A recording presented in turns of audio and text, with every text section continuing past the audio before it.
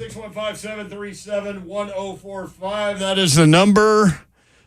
Titans Talk Back, 615-737-1045. Brent Dougherty, Zach Lyons, the doctor, Kevin Dyson, if you want in to react to the Titans losing to the Indianapolis Colts 20-17,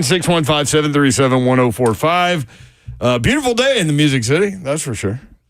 Temperature in the 80s. Yeah, I mean, I wish I was outside instead of inside the studio watching a game. I wish we needed like a TV outside so I can at least enjoy that part of the Sunday. Yeah, I go to the game, so it was a beautiful day. It was it was one of those football fall weather days, man. It was extremely beautiful. Let's start there. What was the vibe inside the building coming off the win against Miami and then the bye week trying to stack victories? What was the vibe like? I think it took a minute to get going. I thought a lot of people got to the game a little bit late.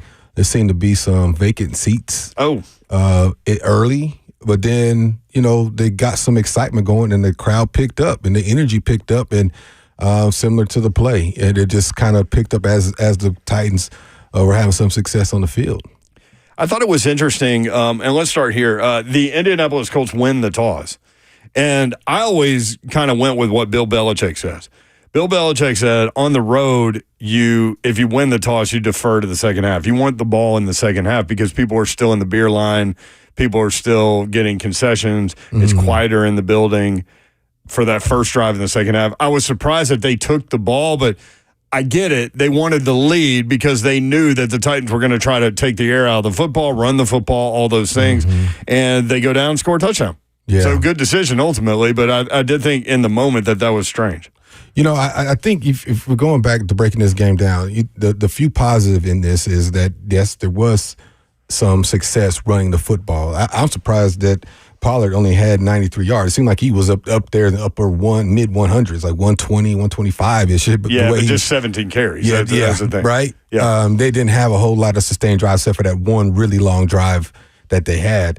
But you look at the totality of the game and how it ended, and it's just been a microcosm of this season of really some flashes of brilliance on both sides of the ball, and then there's a lapse somewhere where whether you can call it from a defense perspective where they had a really good game today, some really good game planning. There was a couple things that we can talk about later where there's some fatigue later because of how much that the Colts had the ball in the second half, that they relinquished up two big plays, and we'll get into that in a little bit. And then you can talk about offense, how they had some really good ball control, especially early on, really long sustainable drives, took the lead, made some plays, looked good running the football, a few hurries and pressures, no sacks.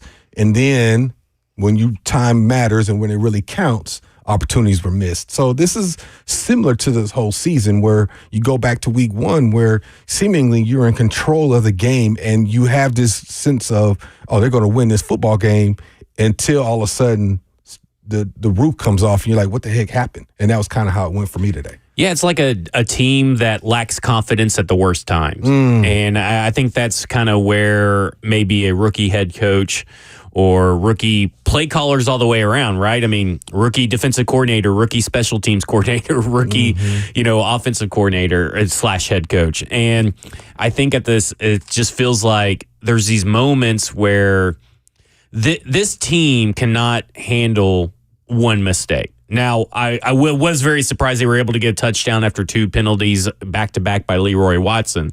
But this team right now cannot handle close games. And when you can't handle close games in the NFL, because one mistake can change your whole outlook on the game. Yeah. And change your whole outlook for the team. Because I go back to Tyler Boyd and the pick six in Green Bay. Tyler Boyd said in the press conference a couple days later that when they came back after that pick six to the sideline, it was just like the energy was gone. Yeah. And it seems right now, while there wasn't a mistake really as bad as that, I mean, there were mistakes from L'Jarius Sneed, Calvin Ridley, Will Levis. There were mistakes.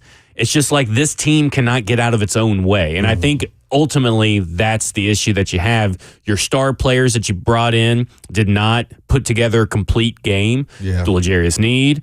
You're talking about Calvin Ridley. Those guys did not put up a complete game. Your franchise quarterback, or your supposed franchise quarterback, he cannot be trusted with the ball in his hands, and they're just not throwing with any efficiency, and that comes straight from the head coach. And when you're not throwing with efficiency, you lean on the run game, and that's kind of where this whole thing went. Yeah.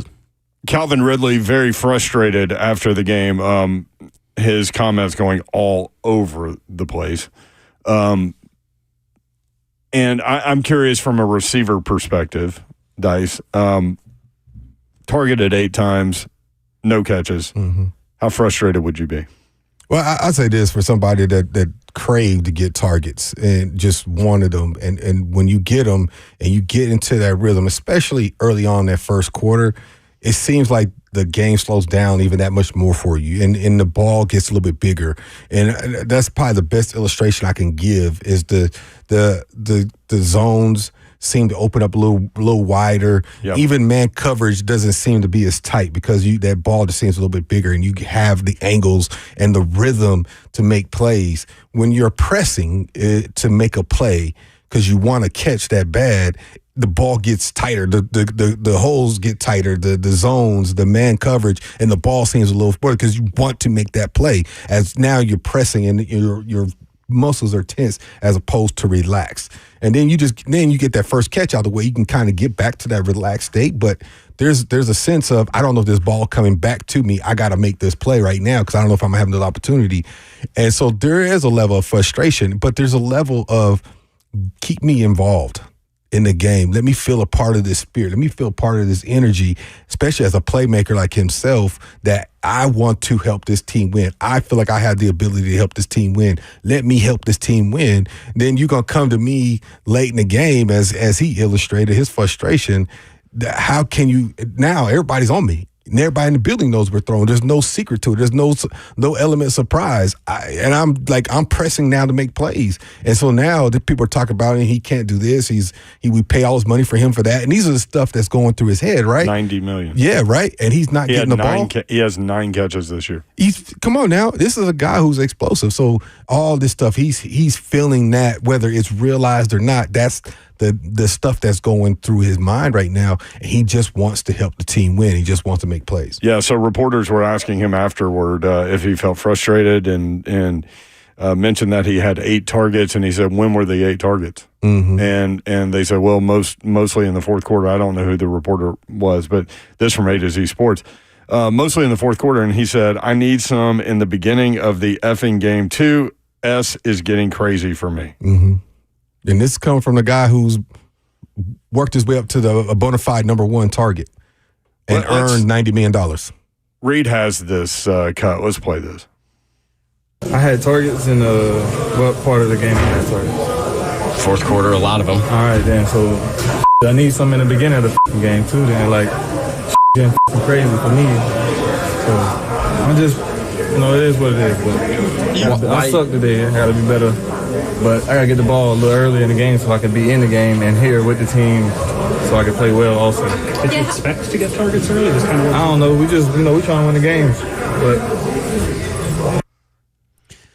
what do you think? I mean, it's pretty much what I was saying. I feel him on that. The frustration is he pressing to make those plays, and absolutely, he's a professional. He should make those catches, right? And he more often than not, he will make those catches. Today, he did not. The ones that were 50-50, if you will, or he close or tight cut, whatever it was. But if you get me involved early, I got a rhythm. Like, it's almost like I don't even have to look at it, man. Because I know where the ball is. That's kind of how you feel about it. And I think D-Hop kind of feels the same way. There's ways you can scheme a guy for catches. As you were talking about off air about some of the screens and the quick game that we're doing early on was going to the tight ends. That's similarly how you get a receiver involved in the game and catches. Then you hit him with a deep crosser. Then you might try to hit him with a timed out, a skinny post, or something to that effect. And there's some other opportunities. I thought there was times where Levis had somebody singled up on the other side, and he was over here on the strength side, which that's probably where his read takes him. But I saw a guy singled up, looked like it was cover 3. And that's essentially his 1-on-1 to the backside. And I thought, he's going to go back there. And sure enough, it was a slant, but he went to the front side, which is probably what his reads tell him to go. And he completed the ball. But I thought, backside would have been a bigger play. But again, his read takes the other side. So there's those games too. And then some veterans be like, well, this is a one-on-one matchup. I got this slant. I like that matchup. I'm going back there. I don't know if Will Levis has, the confidence in what he's doing right now to make that judgment call to say, I'm going back there, or if they've kind of taken that away from him and said, nope, this is where I want you to go until we feel comfortable loosening up the reins. I don't know that conversation, but from the bird's eye view from where I was in the radio suite, I can look at it, and I look like one-on-one coverage to the backside, but he went front side, which is probably where he was supposed to go based on the play call. But from my point, I was like, we got one-on-one backside. So some of this is young quarterback. Some of this is learning an offense, and some of this is probably thinking he's trying to do what he's told to do. I think so. One-read things. Mm-hmm. I think so. I think you're trying to eliminate the mistakes. Players, coaches are like management, hear all these conversations. Several of them are probably listening to us right now, right? They hear all these conversations. They hear y'all all throughout the week. They hear the questions from radio, from newsprint, from media print, from across the nation. They're hearing all these questions. So they're smart. They're also trying to figure this thing out to have some success as well. So one of the ways that you have success at quarterback, as we talked about with Malik, you come in, you put in stuff that they're strong and capable of doing and eliminating as many of the possibilities of mistakes that you can. And so in that regard, especially with quick game, you say you go here to here. If it's not there, run. And I will say this early on. Matter of fact, the play I'm talking about, he did. He went one guy, second guy, and then he ran. And what I saw, I was like, okay, this is a guy who's under control. And slid. And he slid. Got a crowd cheer. Yeah. For the slide. A 3-yard slide. I mean, how desperate are Tennessee Titans fans to cheer that? He did that multiple times. And that's why. Twice. And he did that multiple times. And I was saying, he's playing under control. You can tell he is being coached up. You think he's getting there? I thought from the first part of the game, he was playing under control. He was playing within the system, whatever the system is for him at this point. He wasn't forcing throws. He didn't try to go ahead and hit the home run just to try to hit the home run because he wanted to hit D-Hop vertical or whoever. He was playing within the system. If it wasn't there, like you said, he gets 3 yards, he got down. He was playing under control. And you can tell that it was a point of emphasis for himself, let alone what the coaches are telling him. Now, at some point, though, like I told y'all before, coaches, they always said this, a football player has to be a football player. Sometimes your instincts are going to have to kick in. You're going to have to make a play. Like when he tried to get the first down on the sideline, ended up breaking the leg of a ball guy. Yeah. Brian, Rob, we're thinking about you, man, in good spirits, in an air cast and undergoing surgery. But anyway, great point. One more, Zach, on Dice. I know I'm leaning in on him right now, but with regard to the Ridley thing, it felt like in the fourth quarter that Will Levis was trying to force the ball to him. Are there conversations on the sideline like, "Hey man, I ain't getting the ball," like, and a young quarterback, especially after you hear the locker room comment, right? Yeah. And a young quarterback can be affected by something like that and be like, "Okay, man."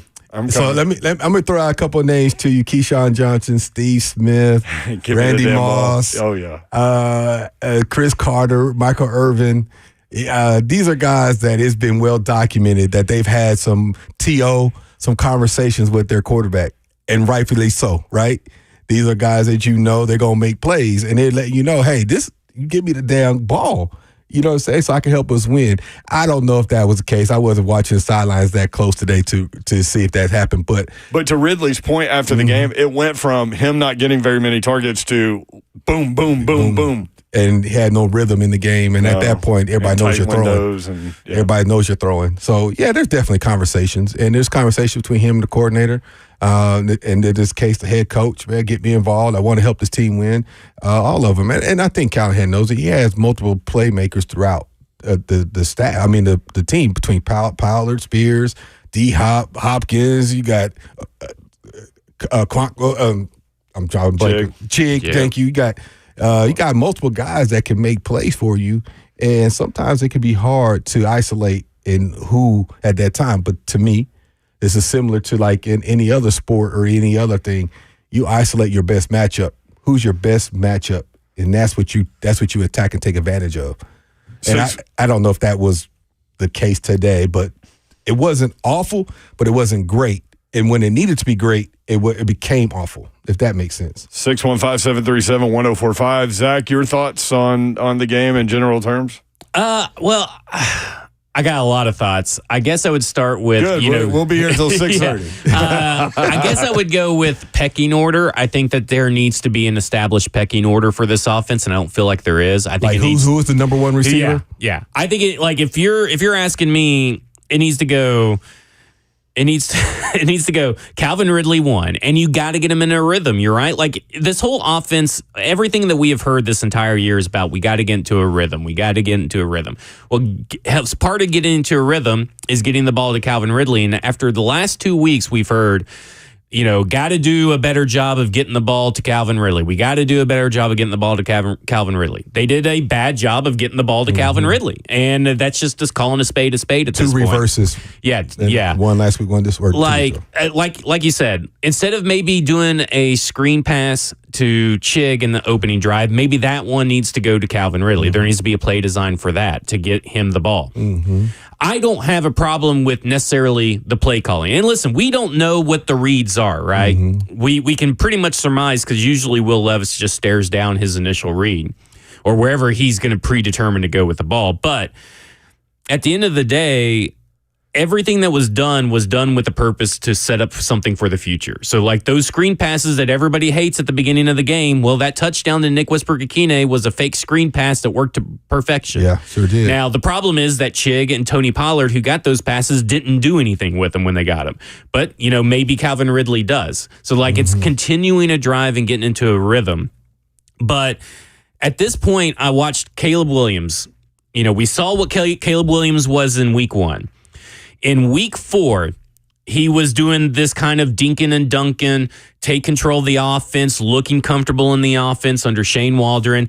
Week 5, he progressed even better. He was taking his deep shots, and now this game today was like Caleb Williams, and you saw him progress. I guess my issue is that multiple 300-yard games, right? For him. My issue is that Will Levis is not progressing. Whether that's a Will Levis issue, a Brian Callahan trust issue, an offensive line issue, it doesn't really matter. Caleb Williams does not have the most perfect offensive line either. Yeah. At the end of the day, you have to see your quarterback progress in a vacuum, and we have not seen that. And that is limiting this offense. The question then becomes, because I know we're coming up against a break, the question then becomes, do you just open up the playbook regardless, or do you continue to try to make Will Levis be something that maybe he's not? That's the question that you have to answer. Come back on that. I think there are questions off of that question also, and it takes guys different amounts of time. Some great points. Hey, we could have a conversation just on those 2 points. I mean, that could be the whole show. Right. I mean, people watch Jaden Daniels and what he's doing. People watch C.J. Watson and what he's doing. Look at Die in Denver's getting better. Yeah. But veteran play callers, But there are lots of cases where it took people longer to get going. Baker Mayfield, Sam Darnold. I was thinking the same thing on that. Let's talk about that when we come back, and we'll go to the phones. One line open, 615-737-1045. This is the Lee Company Titans Talk Back. Lee Company, all you need. Visit Lee Company online at leecompany.com.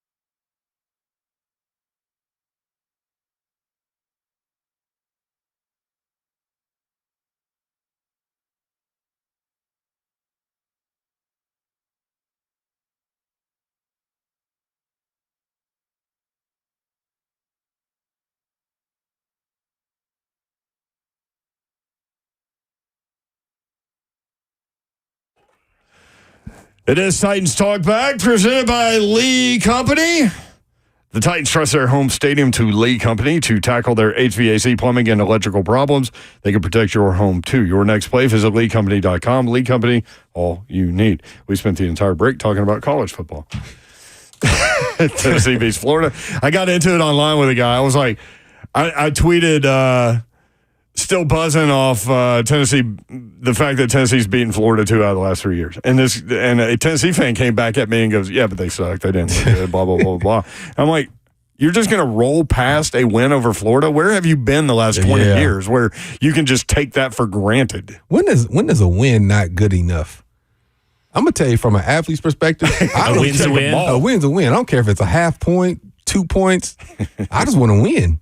You know, don't get me wrong. You feel it when you're supposed to, we should beat them bad or whatever.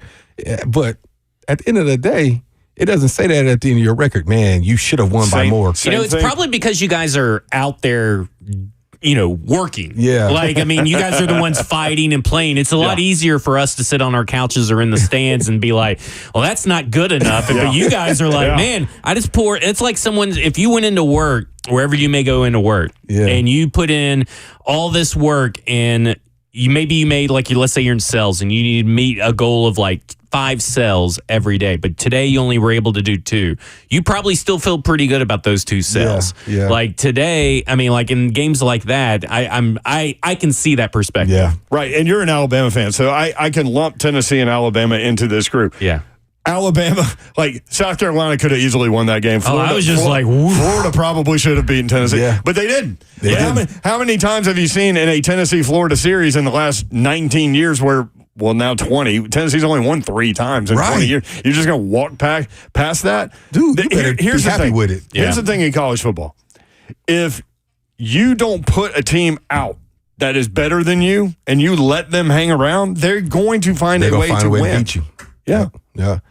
And that's what happened for Alabama, I think, and that's what happened for Tennessee against Florida. They found a way to win, and Alabama just didn't do it against Vandy. So I was going to bring that up next. Yeah, props to Vanderbilt for sure. Listen, and I want to lean in on you on this one. We talked all week about Vanderbilt has something special with Diego Pavia, with Clark Lee now manning the defense and turning everything over and all those things. Like, we get that. They beat Alabama. That's the biggest win in the program's history. Okay? It would be so easy to have a letdown going on the road, a 13.5-point underdog at Kentucky, who's got a great defense, who had just beaten Ole Miss on the road and had a week off to prepare for that shotgun triple option that I've heard from coaches say it's hard to prepare for in 1 week's time. They had extra time to do it. Vanderbilt went up there and won. Yeah. That is so impressive to me.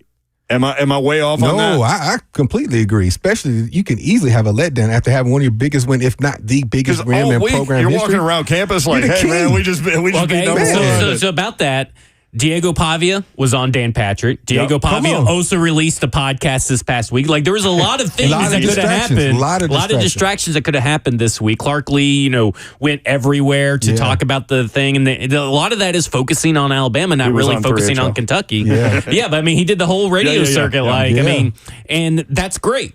But they were, and the big worry is, well, are you guys in for an emotional letdown? And here we are talking about college football, not even Tennessee Titans or Titans talk back. But they go on and win this game. And listen, got Mark Stoops out there blaming NIL and the alumni for, that's how they got Diego Pavia. Where's our, NIL and all that kind of stuff? There is a bite from him going all around. You can find it. And it's crazy to the point where Zeph, our producer, sent it to me and said, is this real? And I'm like, it probably is, because Mark Stoops has said these things before about NIL and how behind they are at Kentucky. Right now. Meanwhile, they have a 5-star quarterback they got from Georgia. I know he didn't turn out the way that they wanted, but they have one. Yeah. But this energy right now that Vanderbilt has with this quarterback reminds me of the Manziel mania around him. He plays like him, too. He does. In that guy who just a lot of energy, the confidence, or arrogance, as some people would say, but there's like a level of energy that I hope they keep it going. And I know we got to get back to the Titans, but we will. You talked about their remaining schedule and what they have. It's going to be interesting what they do. I don't think any team wants to play Vanderbilt right now. Not right now. No. Nope. They've got the Fighting Blaine Bishops next, Ball State. Then Texas, number 1 Texas at home.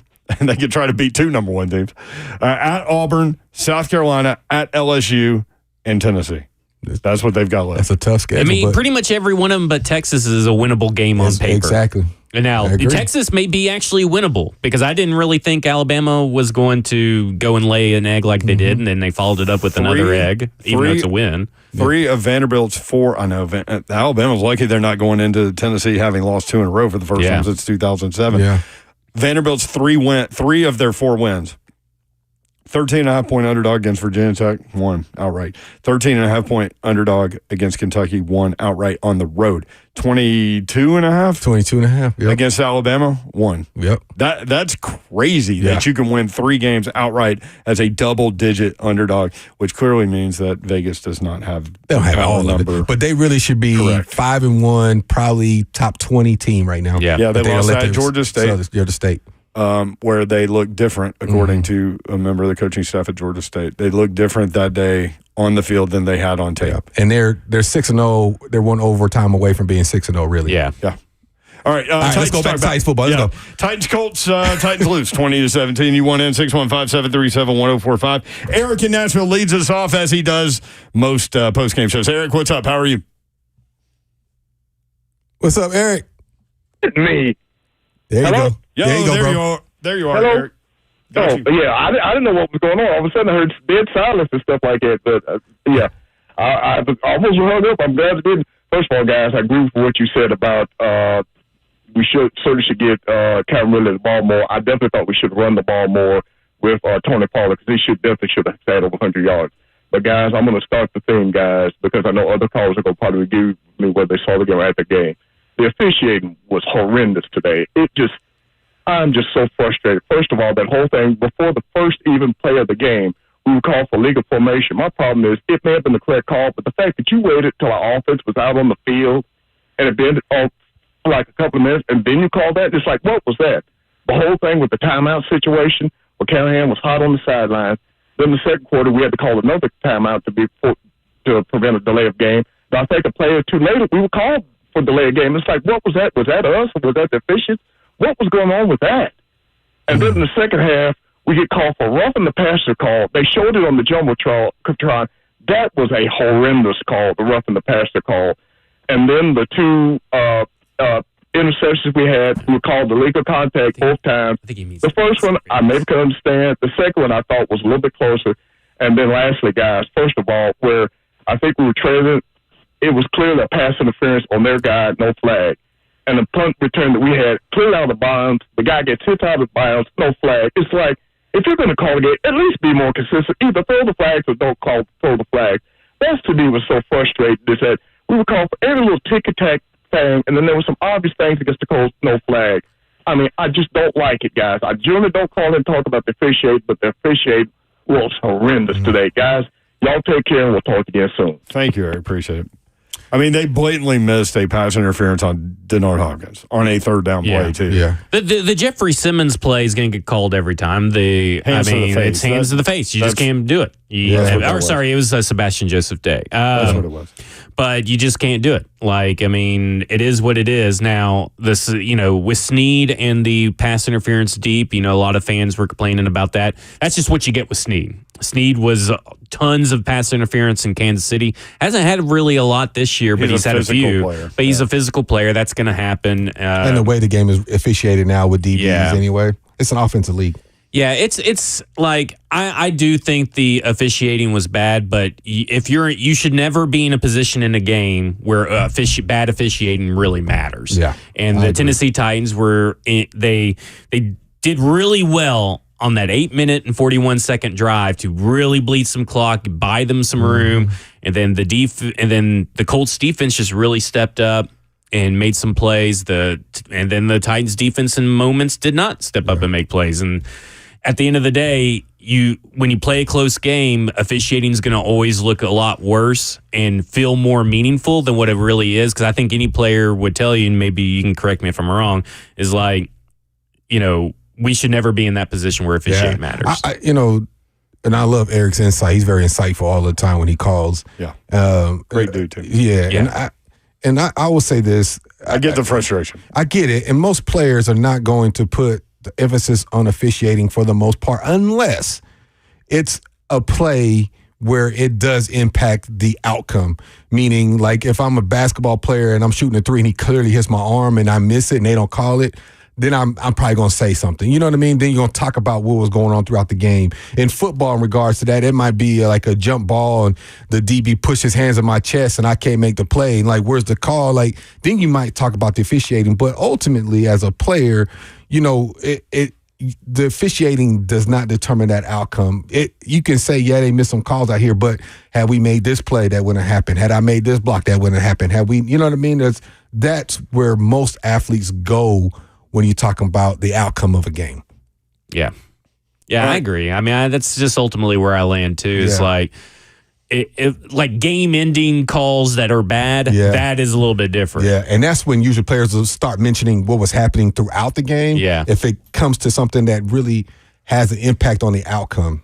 And usually officials try to stay out of something like that to that, right? They don't want to be. Yeah, but I don't know how the D-Hop call was not made. Well, especially after it was so bad that Gene Statutor actually tweeted. Didn't even know he had a Twitter account, and he tweeted talking about how bad and blatant that miss was. Especially after all of the pass interferences against the Titans and how late that call came in the game. That was a huge drive and a huge moment on. And I agree with that. But again, that one play is not going to be the reason why the Titans lost this football game. Is where I'm going with it as a fan or even as a player. Is that one play?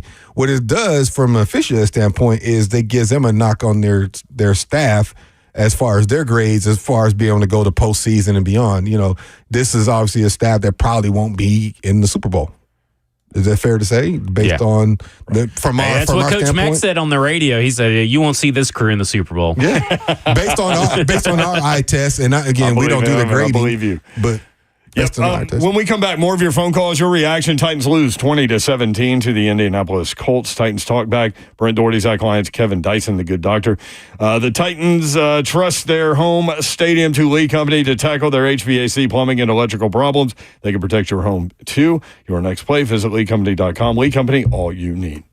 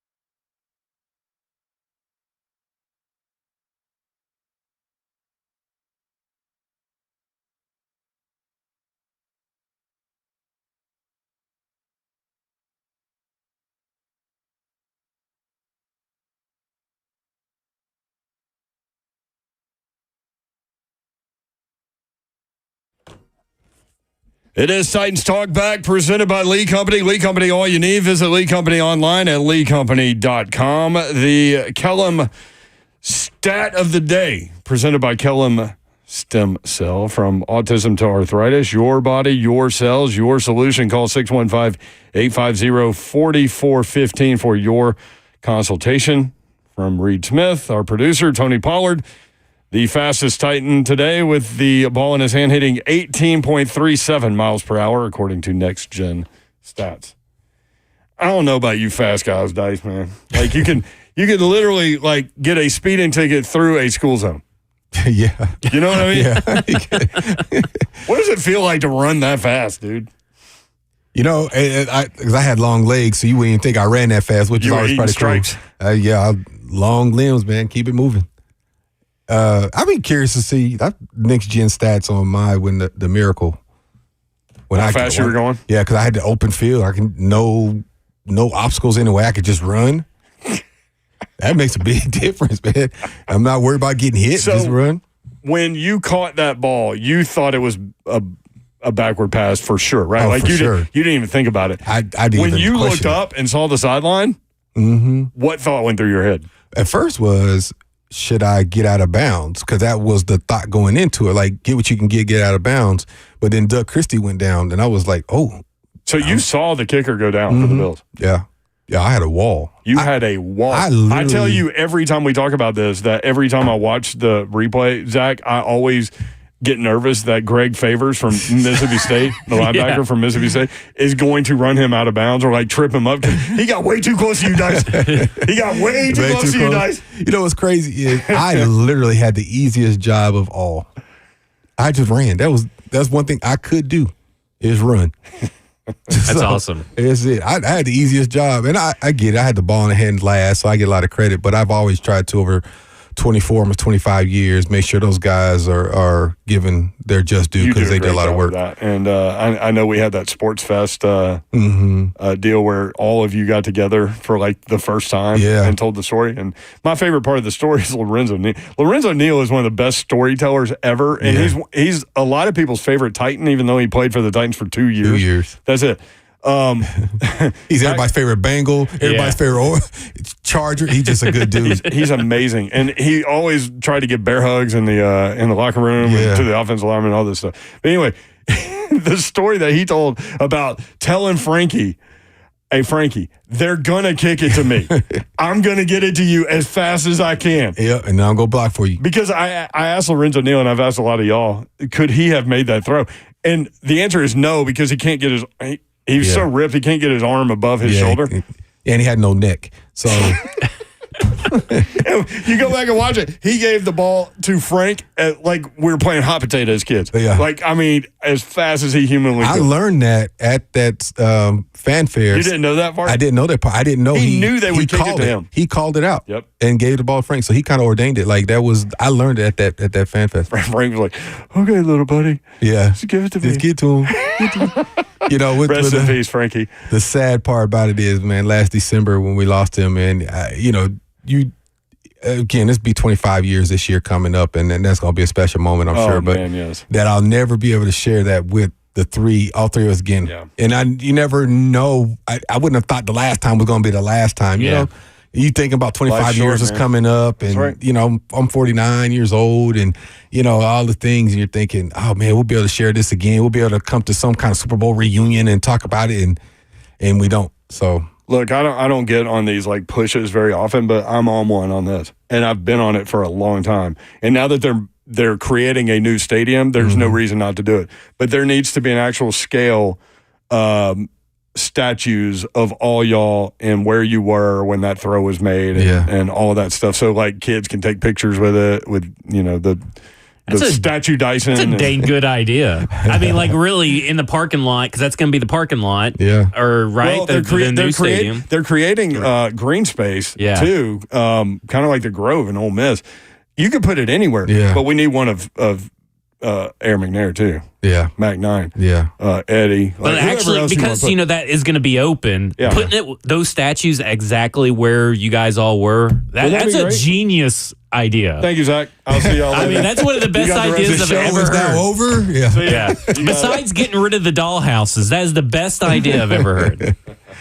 Hey, I'm all for it. I appreciate it. You know, it's. I was talking today at the game just how a fan caught me in the elevator on my way back down to come here, and they just said, "Man, like, how you feel about the new stadium?" I was like, "It's kind of sad. I mean, I'm excited, but it's kind of sad because man, a lot of history in that building. A lot of history in this building. Undefeated at home that first season, and to tear it down, man, there's a lot of nostalgia to that. But at the same time, out with the old, in with the new, I get it, but it is a sad moment. It's bittersweet. Yeah. You know, I know we've told this story before, but Zach's here, and we haven't told him. What happened to the football? You get into the end zone with the football. What happened to the football? If you see it, or you see pictures of it, you see me. I have it. You didn't throw it. I didn't give it to anybody. I have that because I didn't go back on the field. Yeah. So I have it until I get in the locker room. I give it You to held it on the sideline even through the next kickoff and the end of the game. I did. And the I handshake and everything. The whole nine. I have it. I give it to Haas and I didn't know them. that part of it. I gave it to them because typically you give them the ball and they put the white paint on it and you know what I'm saying? And put it whatever. in the box. From that point on, I have one that's painted that says Music City Miracle. So I'm assuming I have that ball. But some people say Frank went ahead and got it. They say they gave. He swapped it out. They say they gave it to the Adams family. Yeah, that's the one I heard. Yeah, he gave it to the Adams family, but they gave me another one. But I'm just gonna say, I mean, that part of it would make sense, right? Like, because if I'm whoever has the ball, and Bud Adams and that crew wants the ball, I'm giving it to him. They write our checks. Sorry, Dyson. Here's a fake ball. I'm not even mad at it. I'm just mad that you lied to me about it. Yes. Just tell me the truth. Yeah. You know? So that's awesome. Yeah. I'm surprised it's like not in Canton. You know what? I don't know. Somebody told me there was something in Canton about it. Like a piece of your uniform Yeah, or something was there. And I've been wanting to go up there. I just go to see the stadium. I've never been me up too. there. Yeah, I haven't either. So I've been to the Baseball Hall of Fame. That's pretty ridiculous. yeah. I just like to see them. You know, that's the history of the NBA, all of them. All right, Titans lose 2017. Your take 615-737-1045. Adam in Atlanta. Adam, what's up? Hey, buddy. Well, I'm from Portland, but I'm working in Atlanta. Dude, let me just tell you, sitting here watching the Falcons and the Panthers play on this TV and knowing both of them would just roast the Titans makes me so sick. That's why I had to call you guys, man. I'm out here working. I'm working these stores, but I was ticked off enough that I had to call you. I say I love Eric. I listen to him at a bunch of different times. He's a big radio guy. Yeah. Blaming this loss on officiating, ridiculous, dude. Yeah. Not at all. Yeah. Quarterback, it's the coach, it's the wide receivers. Levis, the experiment is over. If you play him, you're admitting defeat. You admit you want to draft a quarterback. That's the only reason to play him right now. But we're not a quarterback away. So whatever rookie we get, you're going to get him killed. Yeah. Brian Callahan, ridiculous, dude. He looks lost as a head coach. The challenge was stupid. We all know that. Even if you, I know you don't challenge the spot, right? He can't scheme anybody open, dude. I'm ripping my hair out for this guy. I know Calvin Ridley's mad. But he's channeling Carl Pickens, dude. That's vibes I'm getting from him as Major Carl Pickens. We're paying you a lot of money, and you're not catching any footballs. So you be mad all you want. You're the one who come out and said, I'm not running hard during practice. So I'll put this on you too, dude. It's as bad as I've seen. Break out the paper bags. That's where I'm at right now. Thank you, Adam. That's a bad place to be. 1-4. Worse than Carolina? Worse than Carolina? Well, I can see the Atlanta because Atlanta has been in every game. Kirk Cousins just threw for 500 yards. Yeah, I can see that one. Yeah. I don't know about Carolina. Carolina? It depends on which Andy Dalton you're going to get, I Yeah, guess. I guess so. Right, but as we sit right here, right now, channeling Jesus Jones. I mean, I mean, like they just lost Indianapolis, so we can't rule out they'll lose to Carolina. Indianapolis is 3-2 though. Well, 3-3. 3-3. Oh, 3-3. Oh, okay. But that's right. That's a terrible defense. I mean. They were 2-3, and with a win, the Titans would have been 2-3 and would have owned the tiebreaker to be in second place in the AFC South. But they are not. They are not. They are right here, right now, as I said, channeling Jesus Jones.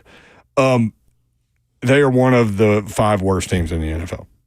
And I think 3 of those And the 5 are defense is here good. in the AFC South, by the way. I think if I'm putting Colts and Jaguars in that worst in the NFL. And Panthers. Oh, wow. And I'll put Panthers in there. So I think 3 of the 5 are here in the AFC South. Wow.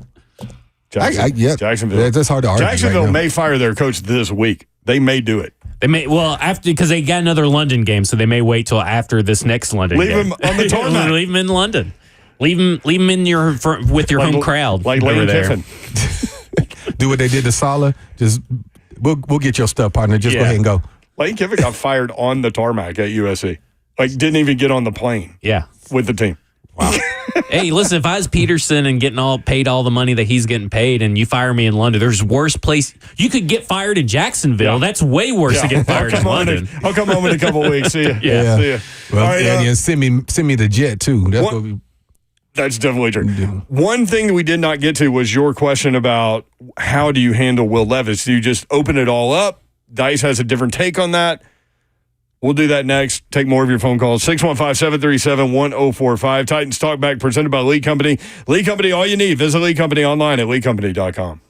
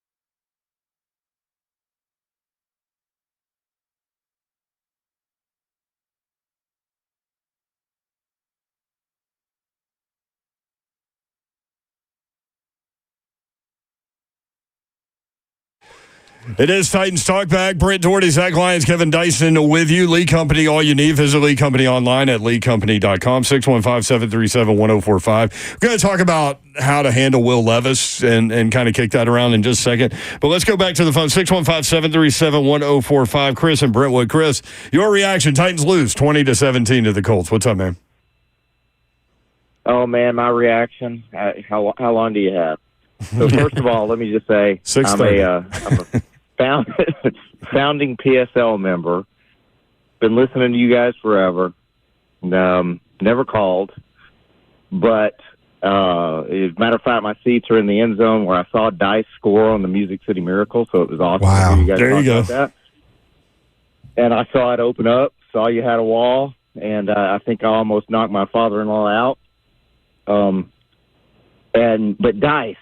Seriously, dude, you said Will Levis is progressing?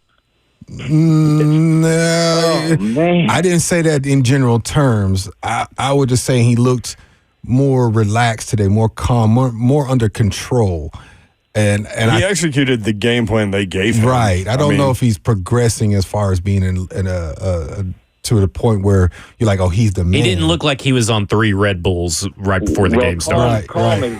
Calm is no adjective that I would ever use for that guy. He just loses it when he gets pressure. And in his press conference, I hear him say, "I'm seeing the field better," and then I also hear him say when he's talking about him and Calvin Ridley that they've come so much further than where they started. Where'd they start? Because that's ugly, man. Yeah, 0 for 8 there. Levis was 16 of 19 on passes not thrown to Calvin Ridley. Dang. Well, and then my last thing is Jeffrey Simmons. You made a tackle. Don't go mouthing off at the Colts sidelines. I mean, you hadn't done anything all year long. Be a leader, not because you say you're a leader. Be a leader by how you play. Thank you, brother. Appreciate it. A lot of frustrated fans out there. I'll just go by what the defense coordinator says, and the defense coordinator says that Jeffrey Simmons is playing at an elite level. Now, when you play an interior defensive line position, you don't necessarily get the stats, but like to ask someone not to react when they make a big play on a goal-to-go situation is kind of tough, right? Yeah, I didn't see that part, but I will vehemently disagree, even with the great Denard Wilson, that Jeffrey Simmons is playing at an elite level, because I see other players that play the defensive tackle position in this area as far as the NFL that are playing at an elite level. You could argue that the rookie is playing better. Yeah. So I have to respectfully disagree with my guy, Denard Wilson, who I love. I love Denard Wilson, but I do have to respectfully disagree with that. But I get why he says 1045. Yeah, I just pointed out that's what he said. Not that's what I said or what you said. That's what he said. Chip in Nashville. Chip, what's up? Hello, y'all. Yo, Chip, what's up? Dyson, y'all hear me? Yes, sir. Man. Got you. All right, man. I was at the game today, man. I got a few points to make. Just give me a little minute here. First of all, I thought the defense played well enough to win. I did see Jeffrey Simmons make a couple of plays. He made his presence known. He impacted some plays. So did Sweat, but they also got ran on right down the middle. Second, I'll get to the offense. I don't know what we're doing with these bubble screens and these lateral throws, but it's not working, man. We need to work the ball down the field. I don't know where our playmakers are. We're scoring 17 points a game still. We would have been better off last year with a key name, man. NWI. And now we got these playmakers that are not doing nothing. Also, one more thing. I don't know if offensive line Jesus is going to be offensive line Lazarus, because he's going to have to resurrect somebody from the dead. And I think we already have the answer on Will Levis. I don't need to see anymore, man. I appreciate y'all. Chip, real quick, a couple of your points. Thank you, man. Appreciate you calling in for sure. With regard to the run game, the Colts ran the ball 28 times for 80 yards. I think any defensive coordinator would take that all day long. Now, they had a 33-yard run. So they got gashed on one play where a couple of different players were out of their fit. Outside of that, 27 for 47. I think they take that all day long. Now, the offensive line produced 146 rush yards on 28 attempts, 5.2 yards per carry, and allowed no sacks. They allowed 1 sack in the last game. So in the last 2 games, they've allowed 1 sack. Are they getting better? I think statistically, you can point to the numbers and say, yes, eyeball test. It looked like Will Levis had a lot more time today than he's had all year. So those were 2 points that I wanted to come back on. Yeah, I think that asterisks, like we kind of talked about off air, this is against a Colts defense that wasn't very good, but you can only play who's in front. But you can only play who's in front of you. Yeah, they have played worse against defenses that I thought weren't as good. Miami, though, 14 against the run, and they ran the ball against them. Yeah. So Jets, 17, I think, against the run. They ran the ball against them. I think they are getting better. Yeah, I think they're getting better. Still a problem. It's kind of like, this is how I felt about Will Levis at halftime. This is how I feel about the offensive line at the end of the game. They didn't win, but this is a good foundation, at least for the offensive line. At halftime, I'm thinking, okay, I know the stats aren't pretty. I know there were some bubble screens, but those things set up. Like people don't understand, and I understand why, because it's a very advanced thing for play calling. So there are certain things that you call, like if you even ask Kyle Shanahan, one of the best play callers in the league, there are certain things that you call that you may know that you know that's not going to work. But those are to get the defense maybe second guessing or get the defense up from out back or out in the backfield. Get them closer to the line of scrimmage so you could take a deep shot. Gus Bradley wasn't really doing that. He was going to keep that deep shot from happening. Yeah, he stayed patient. But there's certain things that you call that you set up for later. Again, the Nick Westbrook-Akine touchdown was set up because of the 2 screens of Tony Pollard and Chigakonkwo. Like, they bit on a fake screen because of those plays. Gave him similar action. The other thing is that I'm going to say it, and I know everybody doesn't believe me when I say this, but I just wrote about it like for 3,200 words on Stacking the Inbox. Will Levis is not good at the deep ball. He's inaccurate. He's one of the most inaccurate deep ball passers. This year, he now has 4 interceptions on the deep pass. And the 4th one coming today. I believe that went at least 20 yards. We'll see. But he wasn't very good last year. The Atlanta game really carries that. We romanticize what Will Levis is as a deep ball passer because he has an awesome arm strength. Yeah. But he is not a very good, accurate deep ball passer. And so we just kind of have to understand that what they're working with. Will Levis hasn't regressed like everybody uses the word. He's just regressed to the mean. He is what he is. This is what he was in college. Here's what he is now, and they're trying to work around it. Well, and to that caller, I forget his name. Excuse me, right quick, but it said that after what I was saying about he was better or he's progressing. That's not to your point, Zach. What I was saying was he seemed more in tune of I'm not going to be the reason why we lose this game. At least early on, right? It was. Read, I'm going to run, get down. Like, he didn't make the bonehead mistake that you're like, what is this guy doing? But if you're comparing him to, say, I don't know, Sam Darnold, or give me another quarterback you want to compare him to, then you're going to say, yes, he's regressing.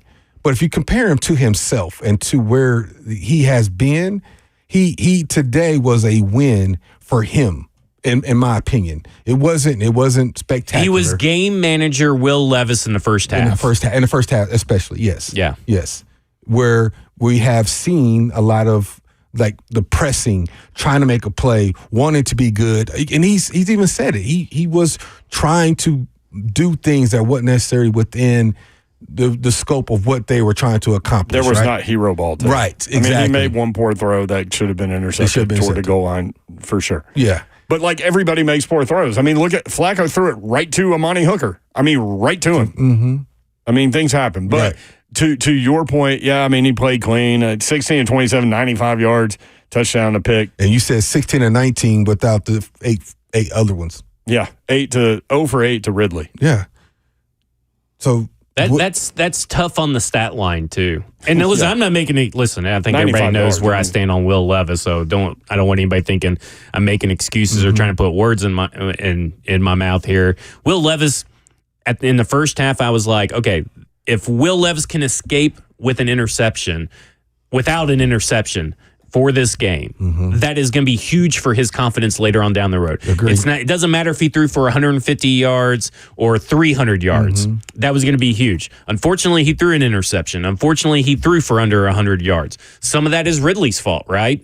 Some of that is, and for the people that think that they're not scheming people open, you look at the separation numbers, you watch the tape, they're getting schemed open. Now, some of this stuff, and now, again, we'll have to go back and watch this particular game. I can only speak on the first 4 games. A lot of that is on Will Levis, those first 4 games, not hitting those guys. But these guys are getting open when they're targeted. They have one of the best separation rates in the league right now.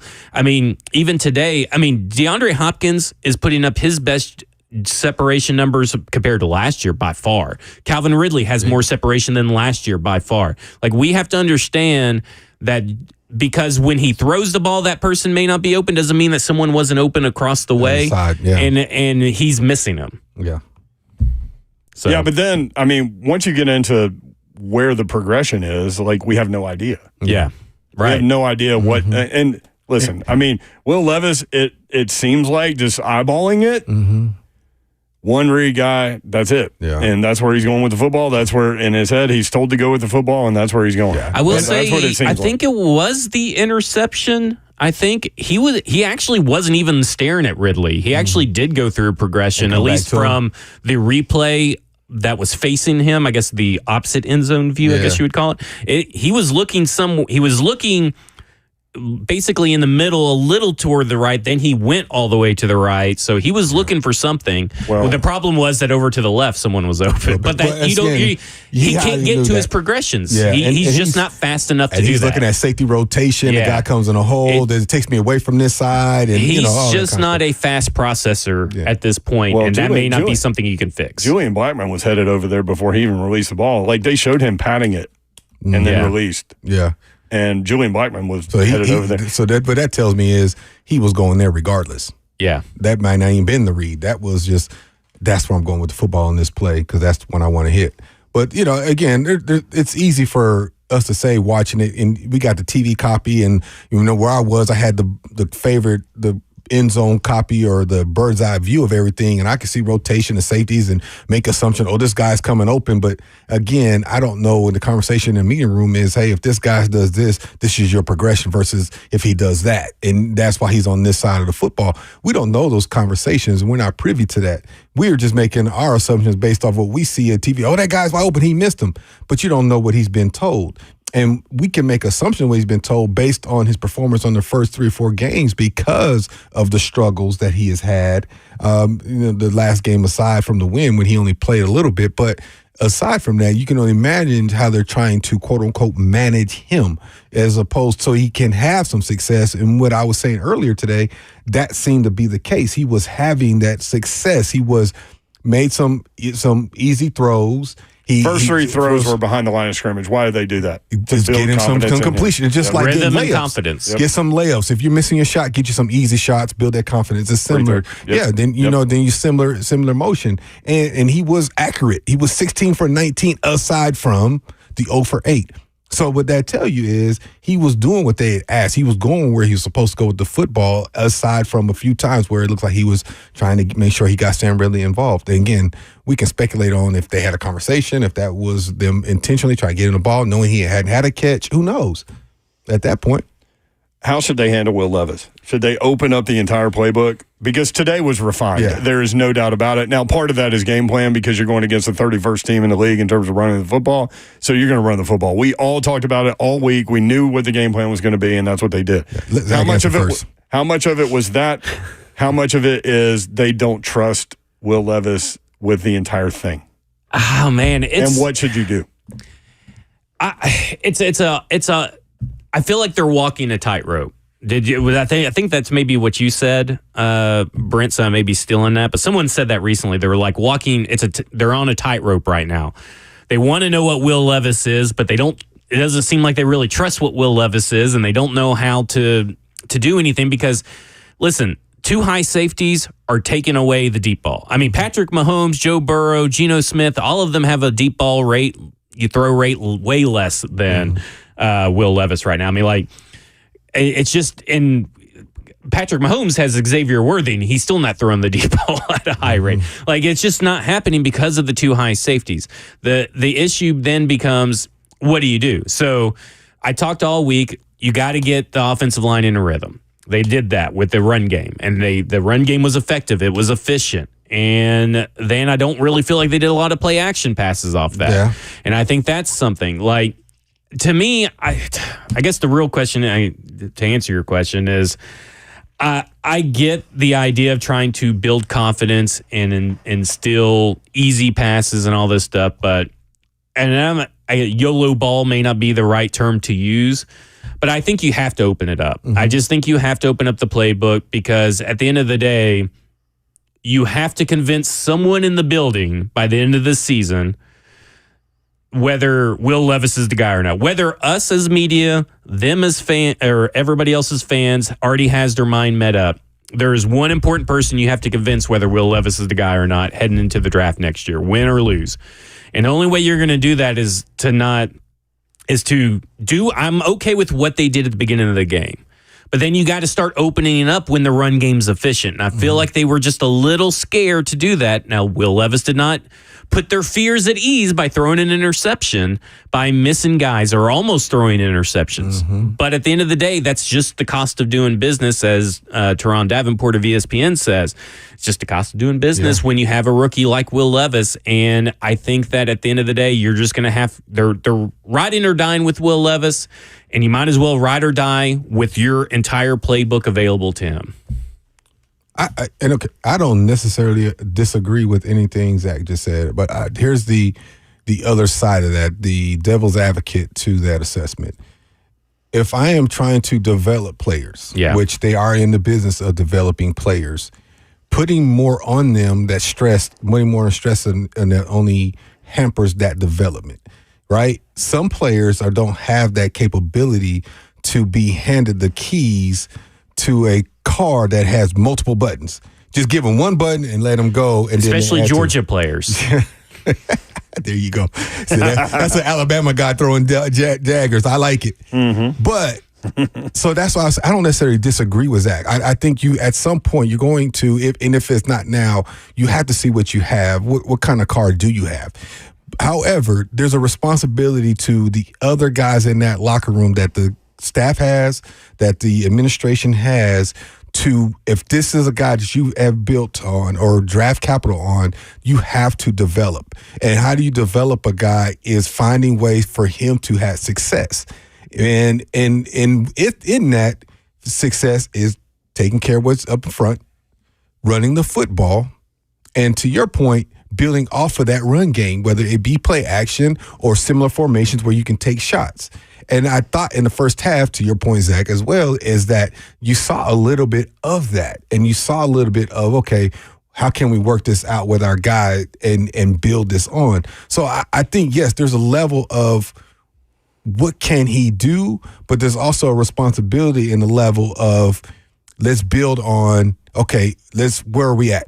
Let's build on this. Where are we at? Let's build on that. Like, continue to the building blocks, right? Yeah. You know, and he's more of a, I'm gonna say a quarter miler as opposed to a 100 meter, 200 meter sprinter, right? A quarter miler, it's not a full on sprint for most until you get through that first 100. Then that's a race, right? You're still trying to fill guys out, right? And I feel like for him, he's still having that fill out phase in some regard. So, like, I guess my problem with that, and that I understand what you're saying, but my problem is not with what you said. It's with essentially with Will Levis, is that, like, how much patience are we all supposed to have for a guy that is now in his second year? Yeah, that's the question. And I know everybody says he's a rookie, but this is his second year. Yeah. He took all the first team reps, had no competition. And, like, this isn't Bill Callahan or Brian Callahan took the job knowing that Will Levis was his quarterback, but this is not Brian Callahan's guy. Yeah. And so, like, at some point, I got an answer for you. Okay. Here's my answer. My answer is it depends on if you are still in that he's my guy or not. Yeah. And the reason why I say that is, and look what happened in Carolina, right? if at Carolina it was here's the keys, here's the offense. He failed, he suffered, he struggled, right? And then they went on, and now they're down to a guy who's a perennial starter in this league, who also took some lumps and bruises, but had some success in Cincinnati. He had some years. He made the Pro Bowl in Cincinnati. He just never won the big games, but he had some success, and he went to other places like Dallas and things that had some success as a backup, and now as a quality backup in the National Football League who also can start. So my point is yes to that question. I think it's where are you with him as the future? Yeah, that's the question. We all can sit here and say, I think all God's children can agree that Will Levis is not where he needs to be right now as a quarterback in this league, right? Right. The question is, what do you do with that in terms of like how do you manage that moving forward? Is there something there? Can you get something out of him? Will he eventually be the guy or not? That's where everyone has differing opinions. 615-737-1045. And that is the phone number. Titans Talk Back. Brent Dougherty, Zach Lyons, the Dr. Kevin Dyson. The Titans trust their home stadium to Lee Company to tackle their HVAC, plumbing, and electrical problems. They can protect your home, too. Your next play, visit LeeCompany.com. Lee Company, all you need.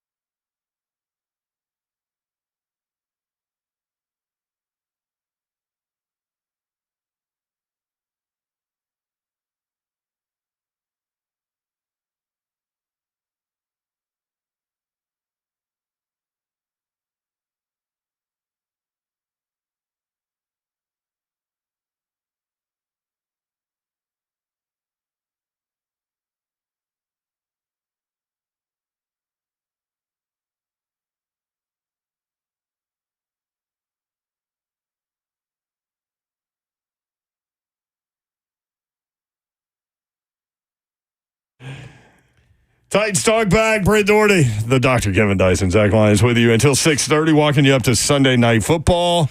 Bengals and Giants. The Giants, yes. Giants have a lot of injuries, too. Running backs out. Singletary's out. Receiver from LSU out. Oh, Neighbors. Malik Neighbors is out. Yep. 615-737-1045. Let's go to Pam in Nashville. Pam, what's up? How are you? Oh, yes. I waited. Thank you, gentlemen. Have to pardon my voice. I got a question. I haven't heard Eric or anybody or you talk about this, so maybe I didn't see it, but I could have sworn it might have been in the first that the Colts had the ball, and I thought they were going to score, and I don't know if it was deep ball, and then one of the Titans was real close to him, and then we had the ball, and I thought we were going to get the score instead of the Colt, and I really saw the Colt push the Titan out of bounds, just barely to the goal line. So I didn't hear anybody talk about it. We talked about it, where I was sitting. We talked about it, but what do you think? I don't remember the play that you're talking about specifically, unfortunately. Say that again, Pam, real quick. The Colt, I'm sorry, my voice. The Colt player had the ball. It was their turn. And I don't know if it was a deep ball, but it came, right where I was sitting. And then instead of the Colt catching it, running it in for a touchdown, the Titan caught it, and it looked like maybe he could have got the touchdown instead because he was right, next to him. And the Colt purposely pushed him out of the, what do you call it? Pushed it out of the field. I can't talk now. No, Pam, you're fine. If someone listening, out of bounds. That's what I wanted to say. Yeah, if someone listening recalls that play, that they'll let us know or they'll call in. I appreciate you. I'm sorry that we couldn't help you. Replay, and then I saw it with my eyes. Yeah, I saw it like 3 times, so I just wondered about that. That's why I held on forever. Okay. Well, there are lots of people holding on. Thank you, Pam. I appreciate you. 615-737-1045. Do you guys remember that? I don't know if she's talking about the Jarvis Brownlee interception that ended up being a penalty. Maybe that's what she's talking about. Yeah. But I'm not entirely sure. That probably is it, actually. Yeah. But that ended up being contact, which was one of those bad calls, by the way. Yeah. They were just hand fighting back and forth. Yeah. Hey, real quick on Brownlee. Whew. Thank you, Pam, for bringing Brownlee up. Yeah. That dude is a dog, man. Yeah, he made some. Man. He's a player. He's awesome. Cheeto is not getting that job back, I don't think, when he's healthy. Which is fine. No offense to Cheeto, but Jarvis Brownlee Jr. is just playing out of this world right now. To your point, how do you take that guy off the field? It's hard to when somebody's playing at that level. But that gives you a lot of flexibility just to let Cheeto kind of like get back from that hamstring injury. I think you're right, though. I think that's what she was talking about. Yeah, that must be. I'm glad we got there. I think so. I'll check the chat and see if the F&M Bank chat on YouTube, see if anybody knows. Yep, 615-737-1045. Lee in Columbia. Lee, what's up? How are you? Hey, doing okay, I guess, considering. Yeah, but, man. Dr. Dyson, we do need a miracle like you provided. And, I was there, PSL guy from day one. But unfortunately, I was sitting in the south end zone, so I was looking at you going away, and I know you were doing at least 22, 23 miles an hour. Thank you, sir. Line, okay, no doubt about it. But I'm just kind of. This is just. It's so frustrating because you guys saw you've seen every game this year. We should have beat the Bears. Mm-hmm. We should have beat the Jets. We could have beat the Packers. I mean, seriously. Until we had turnovers there early, we had the chance to beat the Packers. I mean, seriously, we're not that bad of a team, but really, I do believe Levis is that bad of a quarterback. It's just beyond me. Right. I think we can all agree that he is at that level right now. The question is, what is he moving forward? And many, many, many people listening have given up on him. The coaching staff has not. So I think that's where the question lies. Like, what do you do with him? How do you manage him? Is there something there? Because, I mean, right now, he's not playing winning football. He just isn't. The interceptions are just, it's just inexcusable to me, the way he's throwing the ball like that. Come up with some other plays, some different types of plays, and obviously, Ridley didn't help matters today. He dropped those balls. Ridley should have caught. They were a little hard to reach, hard to catch, but he definitely, dropped the ball today, so to speak. But I'd be curious about if I know the coaches know more than we do. They're with them every day. They know better than what fans know. But I just wonder what the poll, if you had a poll, let's put Rudolph in. I think we can win with Rudolph. Let's get Christmas a little early. Bring Rudolph in. I still think we got a chance because our division is so bad. Thank you, brother. It was really a playoff game. Thing Appreciate it. I don't know. I'd like to have known a chance for what. Yeah. You ain't making the playoffs. The whole Rudolph thing is like you only put him in if you as a coaching staff know that Will Levis is not the guy, and that's it. And that's what, just by saying that means you are pretty much conceding this season, whether he comes in and wins 9 games or whatever or not. You're saying he's out. 1-year deal. Yep. I mean, so what if Mason Rudolph does well? Then what? I don't know. I felt today that give him a new contract, and then what does he next year? Yeah, you're just getting a Ryan Tannehill circle of hell, I guess. Quarterback purgatory. Here's where I think the coaching staff is. I don't think Brian Callahan was as assertive in his support as he has been in the past. Of Will Levis is our guy. He said it, but I don't feel like there was a lot of oomph behind it. So there may be a little bit of a crack there starting to form between Will Levis's chances to start. I want to ask you something. We were talking about that leash and everything, so I wanted to ask you, Dyson, because you kind of know the Adams family. You may not know Miss Amy, but 0-3 at home. Okay, you're 1-4. 0-3 at home now. Yeah. 0-1 in the division versus the Colts, who were previously 0-2 in the division. Mm-hmm. Where is she? Where is her? How much of is her maybe coming down going to influence this decision? Like ownership, we're losing in front of fans. We lost to a really bad Colts team. This is like the 3rd or 4th backup quarterback in a row, even though Joe Flacco's very good. 3rd or 4th backup quarterback in a row the Tennessee Titans have lost to over the last 4 games. Like, where is the Adams family maybe quick trigger at in all this? So it depends on her level of trust with Rand. Yeah. And I think she gave him carte blanche, like you make these decisions within respect collaboration with me. So it depends on. But was Will Levis more of a Vrabel draft pick? Well, you mean that administration? I don't know, because Rand was just getting here, right? With that decision that he made based off of what Vrabel wanted. I don't know.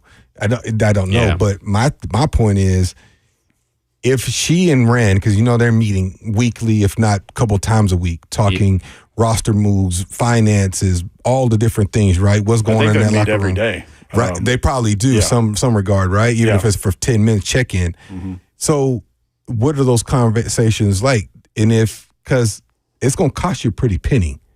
I mean, it might not seem like a lot to anybody else, and grand scheme of thing is not, because she's not on a multi-year second contract where you're paying him hundreds of millions of dollars. But it's a draft capital. It's still some money that you have invested in a guy after essentially one season that you're ready to throw to pasture, and so that's a real conversation.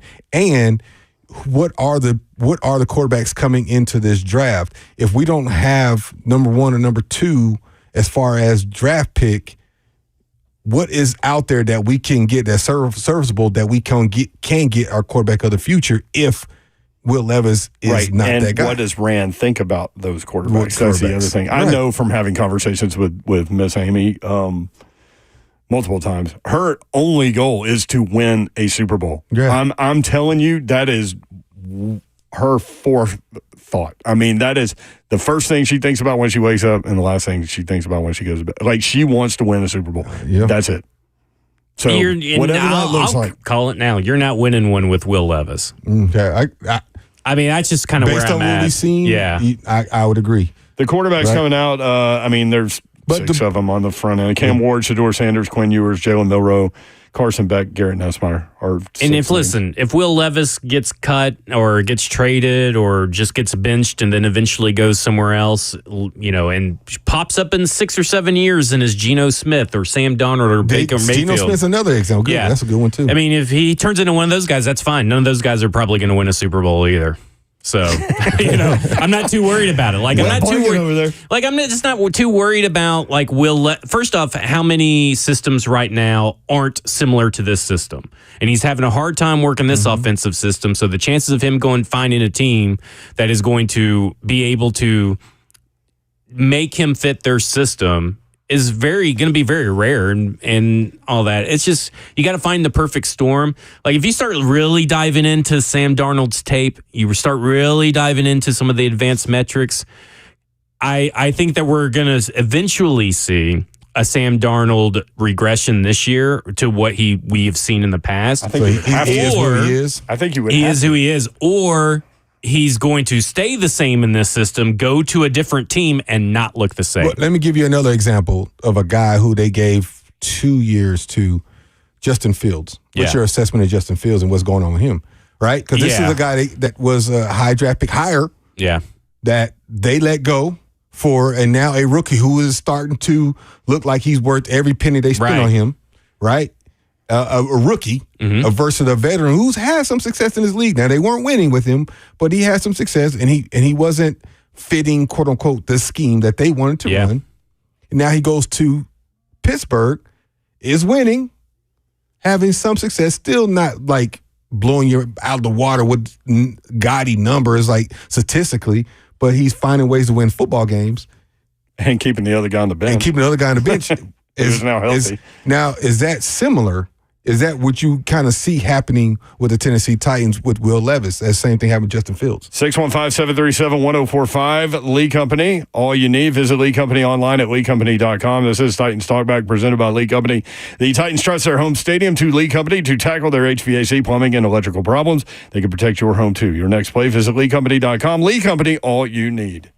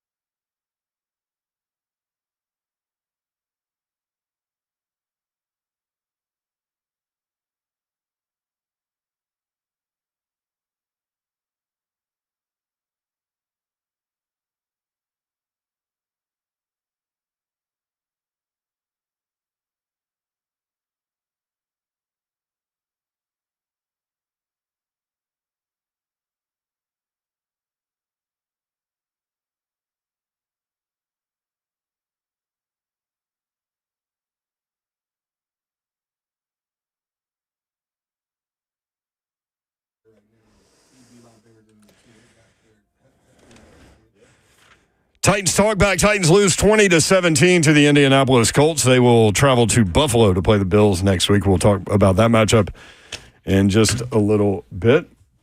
615-7 calls still. 615-737-1045. Yep, we're with you until 6:30. Walking you up till to Sunday Night Football. Bengals at the Giants on Westwood 1. It is time for the Kroger Sacks for Cash. Today the Titans had 0 sacks, courtesy of the defense. For the season, Kroger's donation to Second Harvest Food Bank of Middle Tennessee now stands at $1,300. Every time the Titans sack the opposing team's quarterback, Kroger donates $100 to Second Harvest Food Bank of Middle Tennessee. Through its Zero Hunger, Zero Waste plan, Kroger is committed to ending hunger in our communities. And again, this goes back to the preseason as well. So 13 preseason, regular season counted. Defense, I thought, played well enough to win today. Yeah. I mean, you give up 80 yards rushing. You give up 189 yards to a quarterback that threw for almost 400 last week. Like, you give up 20 points, you should win. It's good enough to win, but I don't think it's very good. I thought the game plan for Josh Downs and never adjusting forward wherever. I don't know why they didn't have one guy on Josh Downs. You put Kenneth Murray on Josh Downs that led, to a big gain in the score and all that kind of stuff. Like, I don't know. Like, there's just certain things that I was very play to play, though, right, Dice? Where there are different schemes play to play, right? Where different guys end up on different guys, right? Yeah, but I mean, absolutely. You can also shadow a guy if he's constantly moving the chains. I feel like you got to adjust at some point to maybe take some things away, and I didn't really feel like they did. I thought I know a lot of people are really down on L'Jarius Sneed in here, and listen, he didn't play up to snuff in certain situations. I didn't think he had a good day. He didn't have a good day, but the Michael Pittman thing, the touchdown, spectacular catch by Michael Pittman. And you're basing his day off of 2 plays, right? So let me go back. That's where I'm at on that too. Let's go back to 2007, Kansas City Chiefs. Herm Edwards, head coach, Hard Knocks Life, Hard Knocks, whatever it's called. And he said this in one of those meetings. He said, at any given moment on any given game in a football field, there's a one-on-one battle that you have to win more often than your opponent. If we do that, we give ourselves a greater chance to winning football games. And that is what came down to this game at the end. Is it came down to a moment or two where there is a matchup, mano a mano, where Pittman won. Mm-hmm. When it came down to it, he made a spectacular catch and he got that big first down catch. Just threw that up. Yeah, that's just a guy making a play. Sneed was there, right? Yeah. So we're basing a bad performance on 2 plays, which one was a spectacular play. Couple penalties. And so that was one of those or 2 of those battles where they made a play and we did not. Yeah. And that was, in essence, the difference in the game because the touchdown put them on top. The first down let them run out the clock. And listen, that was a pinpoint throw by Joe Flacco. Mm-hmm. Sneed was there. I mean, his hand touched it and everything. It was just a really good throw and catch. That's like one of those 9 times out of 10, you got the one time. Sometimes you got to give credit where credit is due. Right. Sometimes. What about all the times that he's getting burnt down the field, even though it results in a 0? And I'm using other people's terms, getting burnt, but Out Pierce is behind him. Various other players are behind him. The ball was overthrown. But the ball is overthrown. That happened a couple of times. But isn't that just a timing thing as well? Like maybe he's disrupting the timing, and then Joe Flacco's thrown to a spot, and he thinks he can get there, and he can't. What is that? Some of that is just overestimating the speed of a guy, maybe the jostling at the beginning of the line. And from a DB's perspective, you're going to be on with Blaine tomorrow. You can ask him. To me, that's a win. If I'm a DB, he didn't complete it.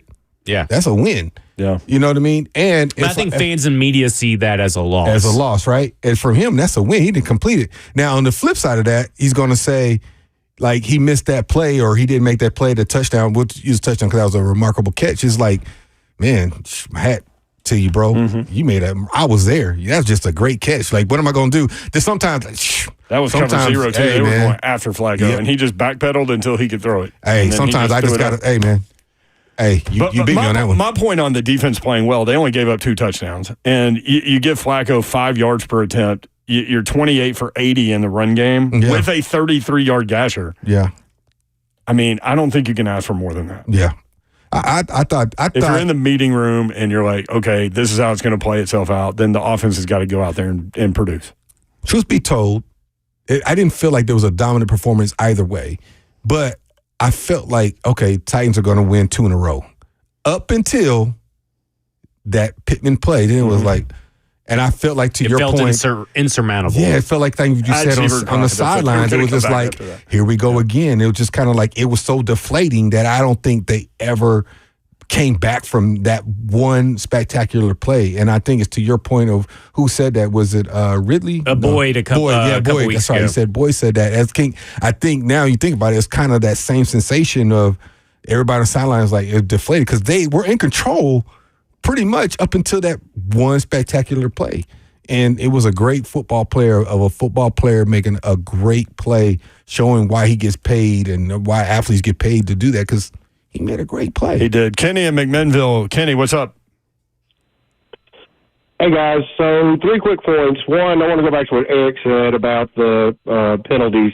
I don't think he was saying that it cost him the game, but I am so frustrated by the inconsistency of the ref, and I want to bring up the Brownlee play because that was at the end of the half. They were about to score, and Brownlee intercepted that ball. They don't score 3 points. We go the half up 10-7, and it was hand fighting all the way. It was a terrible call, and that cost us 3 points right there. The good stuff is, you got Sweat. Sweat's amazing. Simmons, he's doing what he's supposed to. He's a run stuffer. We do need another edge rusher to help with that pass rush because we did not sack Joe Flacco today. On the offensive side, we got Tony Pollard, which was a great pickup. But the bad part is the Colts are the 4th or 5th worst pass defense in the league, and we could not get 100 yards. Could not get 100 yards. I don't care. This is the NFL. This is the elite of the elite where you have the 32 best quarterbacks in the country playing in the NFL. And our quarterback could not throw 100 yards against the 4th or 5th worst passing defense with no hurt receivers. Calvin Ridley wasn't hurt. DeAndre Hopkins wasn't hurt. Tyler Boyd wasn't hurt.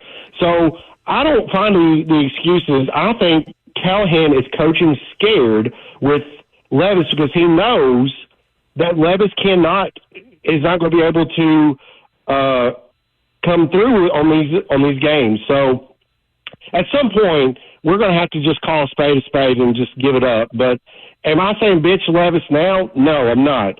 But at some point, I mean, this is a not-for-long league, right? So if a coach keeps going down this road and is so stubborn that I got to know, and I'm going to sacrifice wins, the stadium's going to get empty, the owner's going to get to notice, and some things are going to have to change. Thank you, brother. Appreciate it. That's all I got, guys. I appreciate you guys. Thanks for letting us vent. Yeah, Colts D is number 29 in the league coming in. And Adam Archuleta actually made the point that through his film study, he thought the Titans would attack the Colts in the pass game outside the numbers because they're very weak there.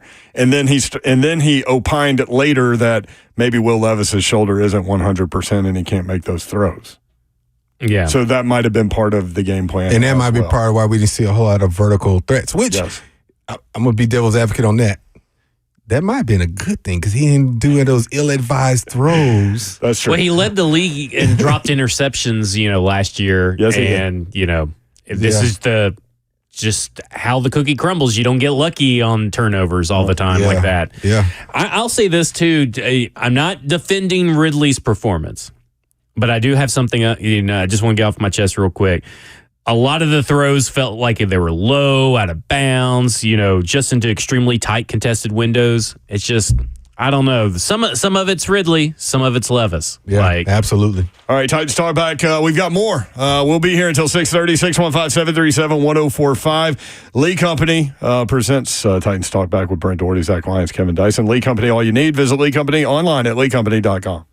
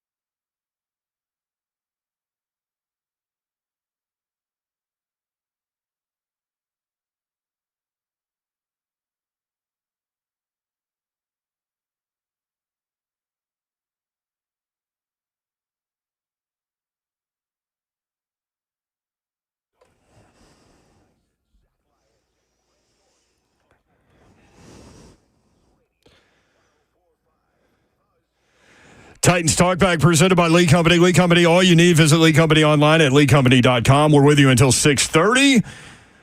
Sunday Night Football coming up tonight on 104.5 The Zone. Westwood One coverage begins at 6:30 of Cincinnati Bengals against the New York Giants. Higginbotham, call of the game. Higginbotham can be your business teammate by helping manage your risks, limit your liability, put a plan of action in place, and control your costs. Insurance plans for your company and your assets. It's all online at higginbotham.com. I guess the play, maybe, of the game, and basically because I wanted to talk about this play, the touchdown pass, a 9-yard touchdown pass to Nick Westbrook-Akine, his first target of the season, his first catch of the season, a well-designed play with D-Hop on the screen, right? Dyson, both defensive backs come up toward him.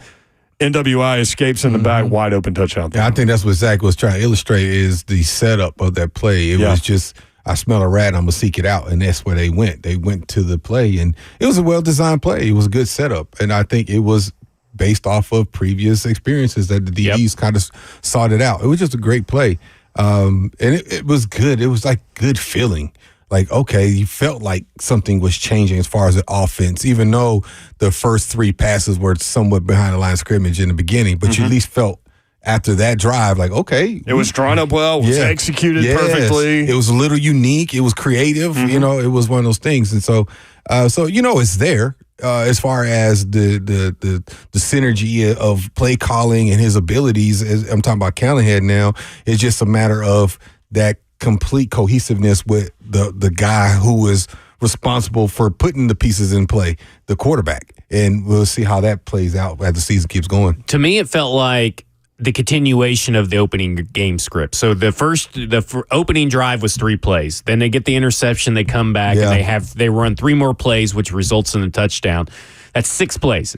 Typically, your opening game script is 15 plays, 10 to 15 plays. That felt like the continuation of, okay, we were supposed to get, the first down off those first 3 plays, and we didn't, but we're going to continue on because we think this will work, and we know we just built something in those first 3 plays. I think that's a great point because that touchdown pass came off the setup of the throws behind the line of scrimmage. And it was at the heels of an interception and a big run by Pollard. Yeah. And so they were already on their heels a little bit, and they're trying to make a play, getting close to the red zone. They're actually in the red zone, and you're trying to make a play. So it was well thought out, well timed, a great play call in that circumstance. What it was. Could have gone with Pollard's touchdown. That was pretty nice too. That was incredible. How deflating would that be on the sideline for a defense to give up a 3rd and 19? I imagine for them on a draw. Usually that happens to the Tennessee Titans defense. So that was a nice change of pace. Man, imagine how the defense felt like. That's what I'm saying. Like when they get on the sideline, like, dude, you knew exactly what was coming. Come on, and he gave it. Like he could have run to Broadway. It was worse enough that he got a first down of it, let alone a touchdown. Yeah. 615-737-1045. Mike in Old Hickory. Mike, what's up, man? How you doing, guys? Good, thank you. Man. Can I give you kind of a big picture perspective of what just happened? Please. I've been a Tennessee Titan fan since they were in Houston, and we're losing. Can we kind of agree that we're not going to go to the playoffs? We're not going to win the division. We're not going to win the Super Bowl. But we are piling on Will Levis to such a point now. The poor kid has probably got 0 confidence now today. And you know what? Maybe he may have to have that. I don't know. But what I'm saying is that we're blaming him, and that we're not going to go to the playoffs this year. Keep him in there. We drafted him. We started supporting him. We put him in there. Then let's keep him in there the rest of the season. Yeah, I wouldn't bench him.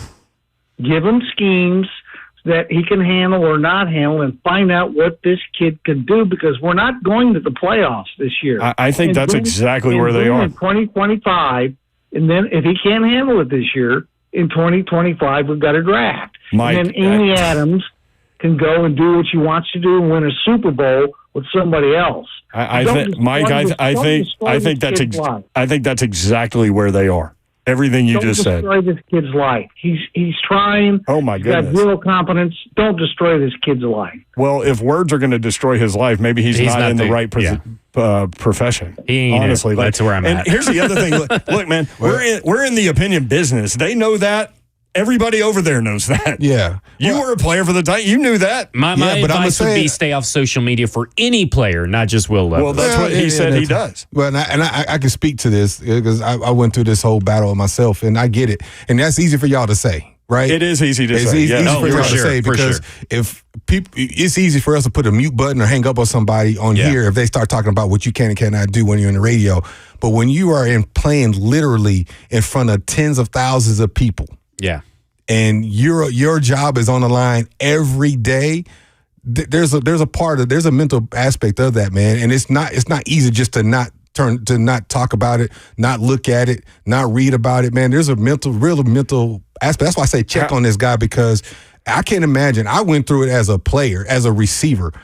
I can't imagine as the quarterback, the face of the franchise, what he is going through from a mental standpoint. He wants to be great, y'all. He doesn't want to make mistakes. Oh, for sure. He is going home and he is seeing ESPN talk about it, and you can't escape it. You can't. I can't imagine social media. And I even, like, when my brother came here, and I got to the point, because every time I read the paper, somebody was saying something bad about me. It got so bad on my end, and I kid you not, Samara Rowe came to me and was like, "Man, what'd you do to this guy?" That's how bad it got for me. And I played receiver. So that my own teammates noticed it. That's how bad it got for me.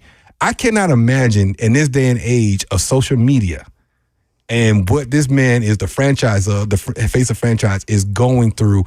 Even if he doesn't look at it, his family is seeing it. His mom, his dad, his brothers, sisters, his cousins, his girlfriend. He's probably getting text messages. Like, hey, here's this week's meme. He can't turn it off. And I go to Kevin Durant, and people got mad at him because he shot back. That's his right. You have a right to say, why can't I sprout back? He's looked at, he shouldn't. He's a professional. What?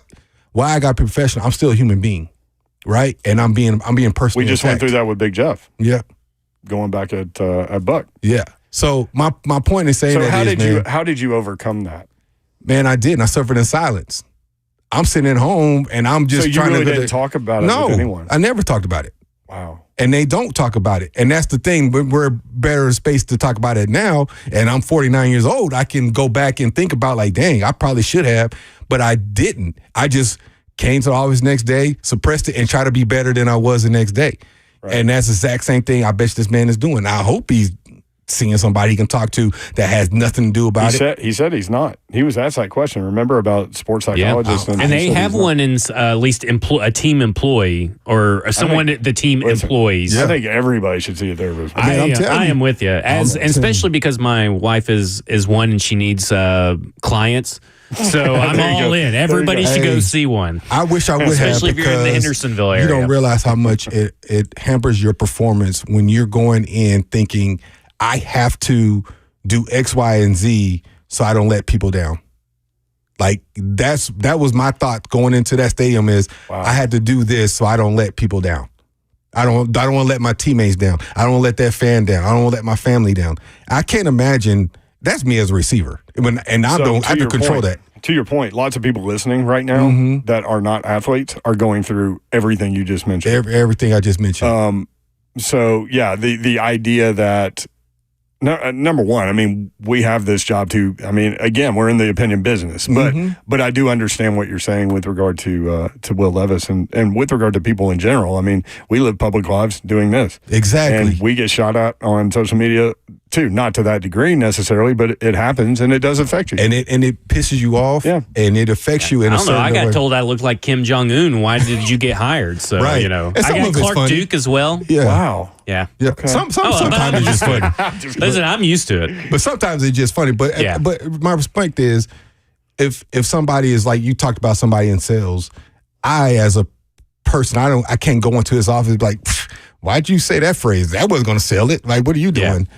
But they don't have that luxury. But when you live in the public eye, man, it's hard to turn that off because you are in the public eye. Right. So Brian Callahan's telling him, look, man, listen to me. Mm-hmm. He's trying to.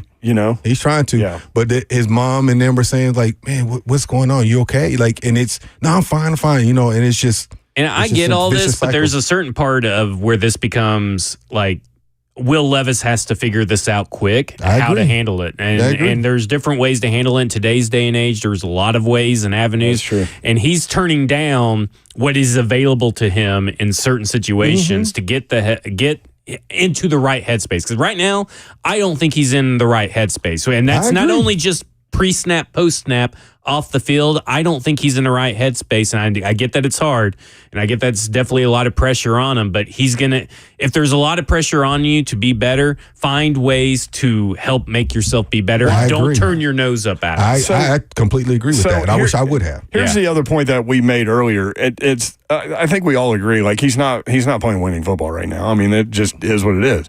I can't tell you it's raining outside when it's not. You know what I mean? Yeah. But I think the question is, like, why does it take, like, CJ Stroud, immediate success. Jaden Daniels, immediate success. Like, you can go through the list of guys that are immediate success guys, but there are a lot of guys through the course of the league, through the history of the league, that it just took time. Yeah. So, like, how do you balance that? How do you teach that guy as opposed to this other guy where it just takes a longer amount of time for it to slow down for this guy as opposed to this guy? Yeah. How do you deal with that? Like, because Steve McNair didn't have immediate success. But that was different. In the 90s, it was different. They let you give a couple, 2-3 years to develop behind Chris Chandler wasn't about to get him the football. No, but they let you develop 2-3 years behind a veteran and let you watch and process and you don't have time for that. You don't have time, and we're in this culture of instant gratification. We're in that microwave culture. You put it in a microwave, ding, you're done, right? And that's where we're at. So people want that instant success story right now. Now, if you look at certain circumstances, Jaden Daniels is still an anomaly to me.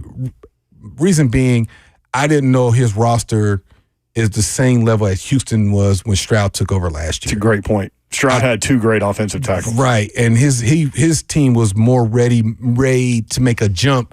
They were just waiting for that general, that leader, and they got that in him. He's got Scary Terry. But I wasn't expecting Washington. I thought, okay, they're going to play his rookie, take their lumps, and get better. He made them better by being the type of person he is. And this document, he gets there, he's like 4:30, 5 o'clock in the morning. He's there early studying, lifting weights. He's that kind of professional. I'm not saying that's going to be the recipe that's going to help Levis get over that. I think there are some things that are missing from a roster standpoint. Maybe the offensive line might be the biggest thing, where he is taking some hits and maybe a lack of confidence in that. Dating really back to last year, so a lot of this stuff could be carried over. Second offense that definitely in can 1 affect year. you. Because Ryan Tannehill, when he took over for Mariota in that year and a half, he was one of the two best quarterbacks in the NFL. And in the whole NFL. And then he started getting dinged all the time. And he changed. And like, I was like, it's almost like he's got the yips, like he's got PTSD. Yeah. And he was statistically better than Tom Brady. Well, here's hoping that it just clicks one day. Yeah. With Will, and he can have all the success that he wants. And it might not. And I think he has the ability that he can have a 10, 12-year career, and that might not be as a starter, but he has some ability in him, right? You don't get drafted as high as he was without it, right? Now, similar to Mariota, and I know we were on the show and kind of not bashing Mariota, but it was similar circumstances, like he might not be the guy to get you to the Super Bowl. But you remember, he went through like 3 offensive coordinators and 2 head coaches in his first 3 years as a play caller. That has an adverse effect on you. You're playing between offenses and philosophies over and over. It's hard to be successful, let alone at quarterback, when you're going through as many changes as he was going through. And the pro game and the way you do things, and especially from a play caller's perspective, is different. You go from primarily 98% of your snaps being in gun to 50-50. To an offense, a condensed field. Like, everything's tight in the NFL as far as every play was a picture too. Yeah, and everything's right here, and the pace is faster. Yeah, everything, the movement is faster. Your reaction time, to your point, Zach, processing has to be faster because everything comes at you a little bit faster. The game has just not sped up for him, and it's your professional responsibility. Yep. I might play as an Oregon quarterback, play Washington on September 12th, 2024. I don't see them again until September, whatever, or October 2025. Yeah. Whereas NFL, I might play Houston on October 9th, and I might play them again November 8th or whatever. Like, you know what I'm saying? And they figure some things out. Then what happens? These coaches recycle, and you see them again next year, and they done figured you out a little bit. You're a fixed look ahead coming up when we come back. This is Titans Talkback presented by Lee Company. Lee Company, all you need, leecompany.com.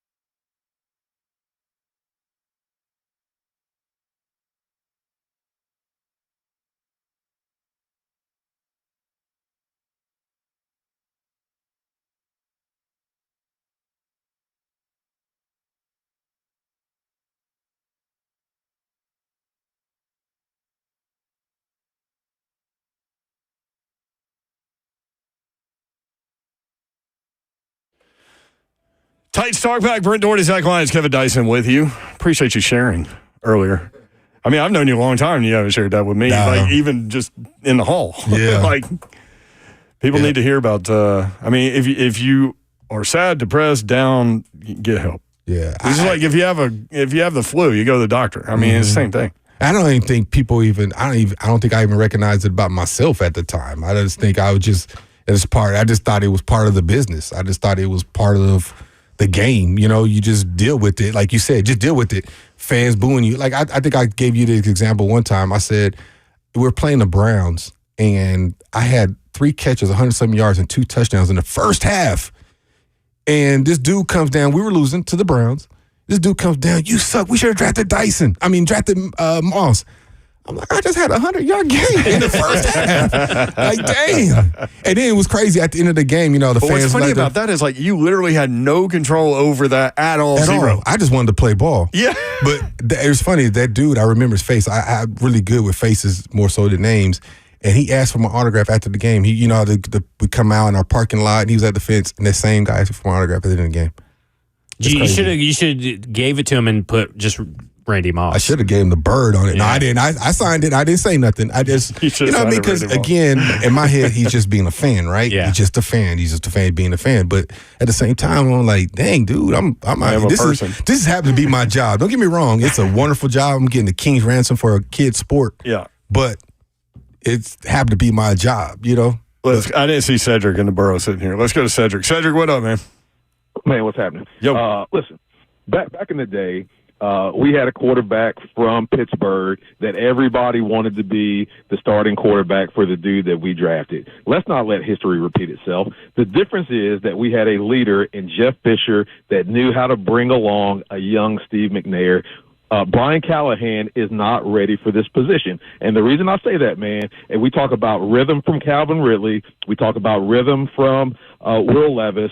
The head coach does not have rhythm with his play calling. So there's no way that we can expect the offensive line, Calvin Ridley, Will Levis, any of those guys to be in rhythm until Brian Callahan develops into this role in this position. I think for Callahan to be successful, he probably needs a veteran play caller. If this does not work with Will Levis, dude, I'm getting ready to shock y'all right now. The thing I think they need to do is find a way to trade for Deshaun Watson. All right. The one of the three quarterbacks that are worse than Will Levis right now. I mean, Deshaun Watson stinks. I'm only laughing, Sid, because I said that off air. You did. I wasn't going to out you. I'm just saying. I mean, give me a break. You want to go take on that contract too, as well? Like, come on. I mean, let's see what Deshaun Watson did today. 168 yards. Oh, man, that's really was going to change the tide of this game. He's terrible. Deshaun Watson is terrible. He's been terrible on film. He's been terrible in the stats. He is a terrible I've heard that the coaching staff doesn't want him to be the quarterback, but it's being forced on them. Now, let me again, y'all know I got to be devil's advocate. Yeah. I'm going to be devil's advocate. He's terrible in Cleveland. Is this a guy who he's a Pro Bowler. He had been a Pro Bowler. Is this a guy that needs a change of scenery to recapture that glory days? Well, he can go find an XFL or something as far as I'm concerned. Like, I don't need that change of scenery here. I'm saying I got examples of it all through this league right now, this year in particular, with Sam Darnold. You got Baker Mayfield. You got who else? Dalton. Even the kid we face today is finding some success. You know what I mean? Like, I'm just being devil's advocate. Yeah, I'm out on I said it off the air. I said off the air, of a guy who's having a trouble time, who has been successful in this league. Yeah, and I'm not, listen, what Deshaun Watson did in Houston, fantastic stuff. Yeah. But he has been terrible in Cleveland. He has been terrible in Cleveland. And I'm telling you, you go watch the film. I know everybody is down on Levis. Deshaun Watson is playing worse football than Will Levis right now. Now, today may be a little bit different because he got 168 yards to the 95 yards that Will Levis had. But he is playing terrible football for the first part of the year to the point where the coaches don't even want to play him. Yeah. And Kevin Stefanski, people think that Kevin Stefanski should be fired when really he just won Coach of the Year. Yeah. Like, Kevin Stefanski's good. It's Deshaun Watson. Yeah. Ugh. I'm just saying. Dice. Come on. You and Cedric, man. They're both bad. I mean, like, we're talking about. I love y'all, bro. Deshaun Watson is number 32. Will Levis is 31. You really? Yeah. Like, listen, Anthony Richardson may be 31 and Will Levis is 30, but you're really just talking about doo-doo, poo-poo, and crap is what you're talking about. So I didn't see that on the show sheet today. You put Watson after those two? I would right now. Not career-wise, but how they're playing right now. I guess I'm basing off career. I don't want any part of Deshaun Watson. I think his time is gone. But you want to know another reclamation process that would be fun to watch? Jameis Winston. Now I'm in. Ooh. You got me on Jameis Winston. Just for the pure comedy of it all. You want to talk about pure comedy, that guy. Yeah. But when he came in backup roles and things like that in New Orleans, he looked good. No, my man threw 30 interceptions in a season. That's pretty amazing. That's pretty amazing. It is. And still led the league in touchdown passes, though. Yeah, 29. Yeah. It's crazy. Eurofix Look Ahead. Now we look ahead to next week's opponent in the Look Ahead presented by Eurofix. Let me remind you that Eurofix repairs everything European that you drive in below dealer pricing. ASE certified technicians, a local company that has serviced Middle Tennessee for more than 2 decades. Visit EurofixOnline.com. Next week, the Titans take on the Buffalo Bills in Buffalo. They're 8.5-point underdog. You got about a minute to dissect what needs to happen for the Titans. I think you continue to get better offensive line, establish a run game, and just, get guys involved and take your opportunities downfield. And defense their defense was good today. Yeah. I think you need a mass COVID outbreak in Buffalo, so most of the starters do not play for the Titans to win. That's what you need? That's what you need. I just don't think it's happening. It's going to be like when the Detroit game and all that kind of stuff. That is funny that you mentioned that, because I heard Mike Keith just talking about this the other day. The team that they played after the Titans had the COVID outbreak, they were the first team to have one, and the game got or suspended or whatever. Yeah, moved. Right. The team they played next was Buffalo on a Tuesday and beat the crap out of them. That was a great game. Sure did. To your point. There you go. There you go. Well, we're past COVID years now. So. That's why you got to pray for it. That's why you got to hope for it. That's our look ahead presented by Eurofix. That's EurofixOnline.com. That was some really good stuff there. Some hard-hitting analysis. Bengals coming up against the New York Giants. Titans radio coverage produced by Philip Noel and Brad Willis. Studio producer Jackson Williams. Scoreboard producer Lucas Panzica. Network producer Joseph Badano. Promotions director Rich Ferris. Director of sales Hunter Rice. General manager Allison Warren. Operations manager Paul Mason. Executive producer Rhett Bryan. Again, Titans lose today 20-17. Catch all of the analysts and analysis and reaction all day long. Monday on 104.5 The Zone. For Zach Lyons, Dr. Kevin Dyson, I'm Brent Dougherty. Sunday Night Football is next right here on 104.5 The Zone. Bengals at Giants. Appreciate y'all listening. Have a blessed night.